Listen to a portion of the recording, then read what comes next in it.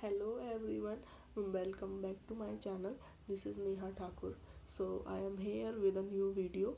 मैं इस वीडियो के बारे में काफ़ी टाइम से सोच रही थी जब से UGC नेट का रिज़ल्ट आया है. आई नो 2 हफ्ते हो चुके हैं रिज़ल्ट आए हुए, but here I am with this video. So yes, I know कि बहुत सारे लोगों का नेट क्लियर हुआ होगा, JRF क्लियर हुआ होगा और सब बहुत ज़्यादा खुश भी होंगे, सेलिब्रेट भी कर रहे होंगे और करना भी चाहिए. आप लोगों ने इतनी ज़्यादा मेहनत करी है, अपनी चीज़ों को टाइम दिया है, सेक्रीफाइसेस किए हैं. Yes, you deserve this celebration. Yes, यहाँ पे मैं जो बात करने आई हूँ ना, मैं उन लोगों के बारे में बात करने आई हूँ जो बाय एनी रीज़न अपना नेट क्लियर नहीं कर पाए या जिनका कुछ मार्क्स से रह गया, मतलब उनको सक्सेस नहीं मिली है. क्योंकि पता है, सक्सेसफुल चीज़ों के बारे में या जिनको सक्सेस मिलती है उनके बारे में सब बात करते हैं और करनी भी चाहिए. ऑब्वियसली उन्होंने भी बहुत मेहनत करी होती है, बट जो लोग कुछ मार्क्स से रह जाते हैं, जो नहीं कर पाते उस चीज़ को अचीव, उनके बारे में कोई बात नहीं करता है और उनको बहुत ज़्यादा लेफ्ट आउट फील होता है.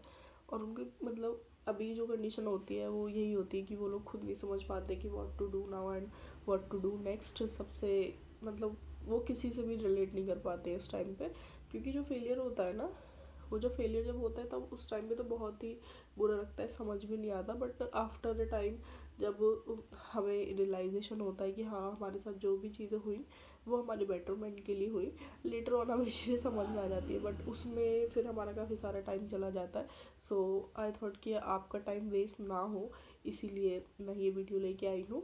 और आप सबको एक तरीके से, मतलब आप कुछ भी मेरे को मान सकते हैं, अपना दीदी, फ्रेंड और whatever you want. So I am here.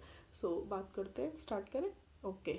सो देखो, कुछ लोगों का होगा कि एक 2-3 कैटेगरी होती है जो लोग सक्सेसफुल नहीं हो पाए. उसमें ना 2-3 कैटेगरी होती है. ऐसा नहीं होता है कि हर इंसान का सेम ही रीज़न रहा हो या हर इंसान की सेम ही स्ट्रेटेजी रही हो. सबसे पहले तो ये कि कुछ लोग तो ऐसे होंगे जिन्होंने बहुत ज़्यादा मेहनत करी होगी, लाइक लिटरली उन्होंने बहुत मेहनत करी होगी और उनको मतलब उनके जो एक्सपेक्टेशंस थे उनके हिसाब से रिजल्ट नहीं मिला. First category is this. Second one is उन्होंने तैयारी तो बहुत करी, पढ़ भी लिया, लेकिन उसको इम्प्लीमेंट कैसे करना था, अप्लाई कैसे करना था, उनकी मतलब प्रैक्टिस में कमी रह गई. Second is this. And the third one is this कि तैयारी भी थी, प्रैक्टिस भी थी, सब कुछ अच्छा था, लेकिन वो पेपर में जाके क्या हुए, मतलब उनको बहुत ज़्यादा एंजाइटी हो गई, नर्वस हो गई, या उन्होंने मतलब आइडिया नहीं था कि पेपर कैसे अटेम्प्ट करना. तो ये वाली चीज़ हो गई तीसरी चीज़. ओके. और फोर्थ वन वो लोग होंगे जिनको पता होगा कि उनकी जो मेहनत थी वो अप टू द मार्क नहीं थी, that they don't put that much hard work in their preparation. So obviously it is obvious कि उनका पता था उनको ऑलरेडी कि नहीं हो पाएगा. ओके. सो अब स्टार्ट करते हैं कि हम उस चीज़ को टैकल कैसे करना है. क्योंकि देखो, फेलियर हो जाता है, इंसान उस चीज़ में बहुत अपना टाइम वेस्ट कर लेता है, सारी चीज़ें हो जाती है, लेकिन उस चीज़ से फिर निकलना कैसे, कैसे चीज़ों को रीस्टार्ट करना.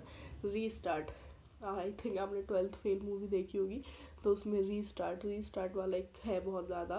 तो रीस्टार्ट कैसे करना चीज़ों को, वो सबसे ज़्यादा मैटर करता है. ओके. सो जैसे अब हमारा क्या है, हमारा एग्ज़ाम हो गया, हमारी रिस्पॉन्स शीट मिल चुकी होगी हम सबको.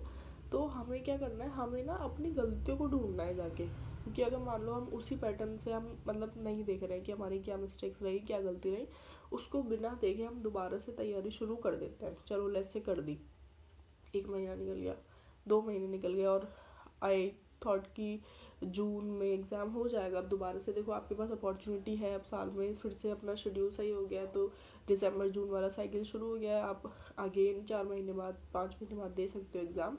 सो अब आपको क्या करना है, अपनी सबसे पहले अपनी ये चीज़ देखनी है कि आपकी कहाँ पे मिस्टेक रही. वेदर आपने प्रैक्टिस कम करी थी, दूसरा ये क्या आपकी थ्योरीज या आपके कंसेप्ट क्लियर नहीं थे, चौथा क्या आपने प्रॉपर तरीके से दोनों चीज़ों को बैलेंस आउट, दोनों पेपर्स को बैलेंस तरीके से नहीं पढ़ाई करी थी, पांचवा क्या आपको पेपर अटैम्प्ट करना ही नहीं आया, या आप पेपर में जाके अपना नर्वस हो गए और सारी चीज़ आपने ख़राब कर दी, भूल गए.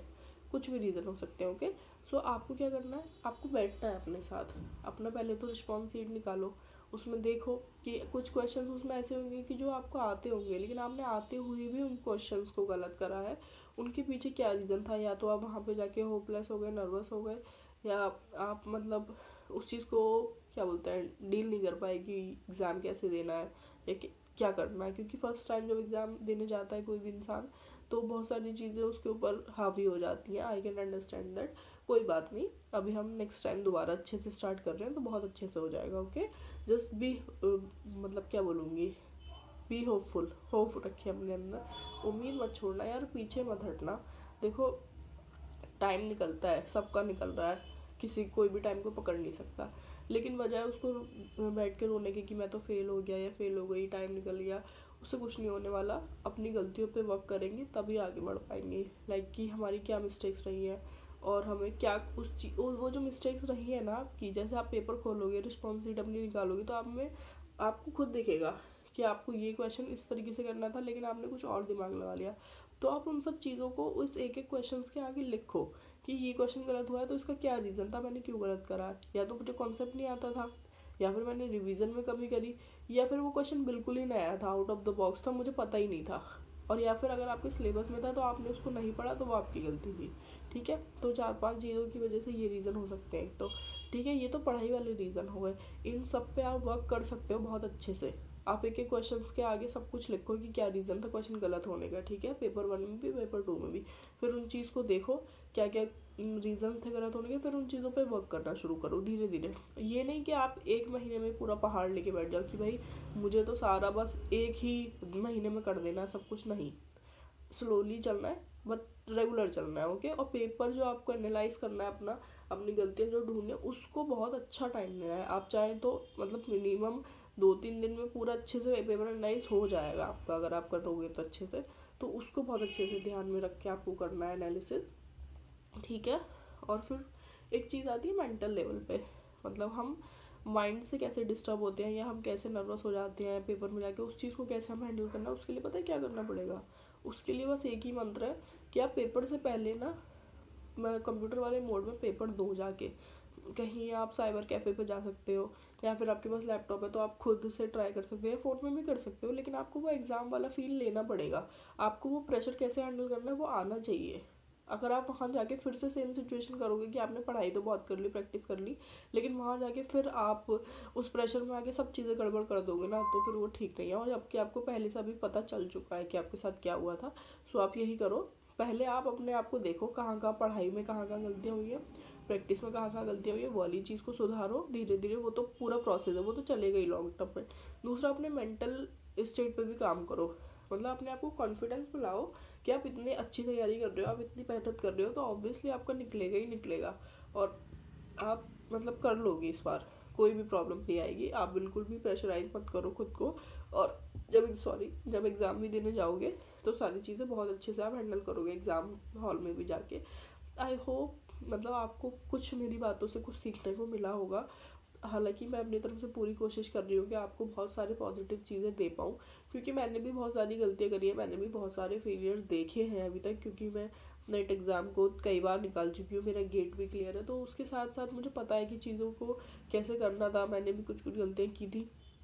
फर्स्ट अटैम्प्ट में मेरा JRF नहीं हुआ है, इवन JRF तो मेरा अभी तक भी नहीं हुआ है, बट ठीक है ना यार, मेहनत करेंगे, आगे बढ़ेंगे, चलते रहेंगे, हो जाएगा। अब उस चीज़ को पकड़ के रोते रहेंगे तो नहीं हो पाएगा। आई नो कि रूटीन सबका सेम नहीं होता, सबका मेंटल एबिलिटी सेम नहीं होती, सबकी मतलब इंटेलिजेंस सेम नहीं होती, बट कोई बात नहीं ना, हमारा जो लेवल है हम उस लेवल से मेहनत करके ऊपर उठ जाएंगे, हम उस लेवल को अचीव कर लेंगे कि जहाँ से हमें हमारी चीज़ें मिल जाएंगी।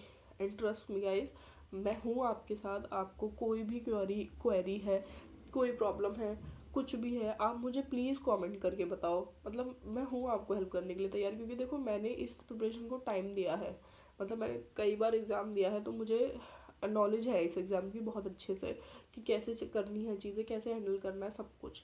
I know everything. ठीक है, और हम एक डिटेल स्ट्रेटजी वीडियो लेके आएंगे पेपर 1 पे भी और पेपर 2 पे भी। मैं बहुत अच्छे से बनाऊंगी पूरा वीडियो, और उसमें आपको एक एक चीज़ क्लियर हो जाएगी कि कौन सा टॉपिक कैसे करना है, या फिर कैसे PYQ एनालिसिस करना है, सब कुछ मैं बताऊंगी। बस आप मेहनत करना मत छोड़िए, पीछे मत हटना। बहुत प्रॉब्लम्स आती है लाइफ में, मेरी भी लाइफ में बहुत प्रॉब्लम्स है, अभी भी चल रही है, फैमिली में भी बहुत है, आपकी भी फैमिली में होंगी, सबके साथ होता है यार। लेकिन हमें बस रुकना नहीं है, बस चलते रहो। बस ये नहीं कि कॉपी किताबें बंद कर दिया अब हम कुछ नहीं करेंगे, ऐसे नहीं हो पाएगा, फिर आप वहीं रह जाओगे जहाँ पे हो। हमें आगे बढ़ना है, बहुत आगे। ओके ओके, तो मैं इसी के साथ वीडियो को एंड कर रही हूँ, और आपको कुछ भी पूछना हो तो please comment down below, and please do like, share and subscribe.